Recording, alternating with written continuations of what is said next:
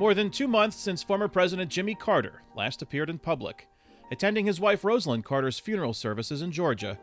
4 months since he quietly celebrated his 99th birthday October 1st, and now a year since the Carter Center announced he was receiving end-of-life hospice care, he continues to defy the odds. He's very old and very frail. Author Jonathan Alter, who chronicled Carter's life in the book His Very Best, says the decision to announce the former president was entering hospice care has raised awareness about end-of-life caregiving, in much the same way the Carters spent decades trying to remove the stigma associated with mental illness. I don't think there was any anticipation, any expectation that he would still be in hospice a year later. While now out of the spotlight, the Carters' global nonprofit Carter Center continues to wage peace, fight disease, and build hope around the world.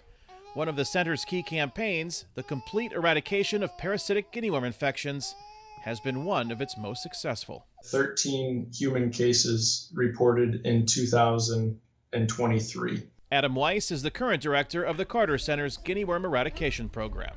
With such few human cases, the biggest risk is about the reinfection of humans from some of the animal infections that are occurring primarily in Chad and Mali, Cameroon, and Angola. While 9 of those 13 cases were in Chad, 4 of those 9 cases were in one family.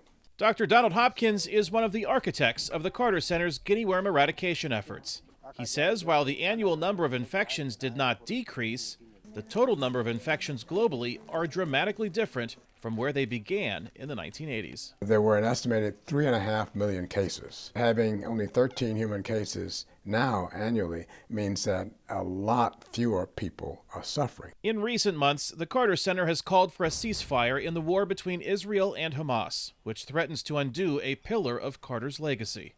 The genesis of the Carter Center's efforts to promote peace and democracy around the world was born from the success of the Camp David peace accords, which Carter brokered between Egypt and Israel during his presidency in the 1970s. This treaty is the most successful, durable treaty of the post-war era. The treaty ended decades of conflict between Israel and one of its most powerful neighbors. But as Israel presses its offensive against Hamas in the Gaza Strip, the Egyptian government has threatened to suspend the 45-year-old treaty.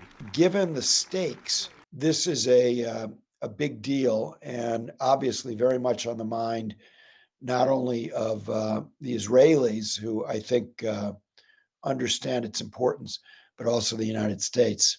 Alter says it also underscores Carter's unrealized dream of broader peace in the Middle East. If Jimmy Carter were just a few years younger, you can bet that he would be in the region right now trying to make peace. Kane, Farabaugh, VOA News, Chicago.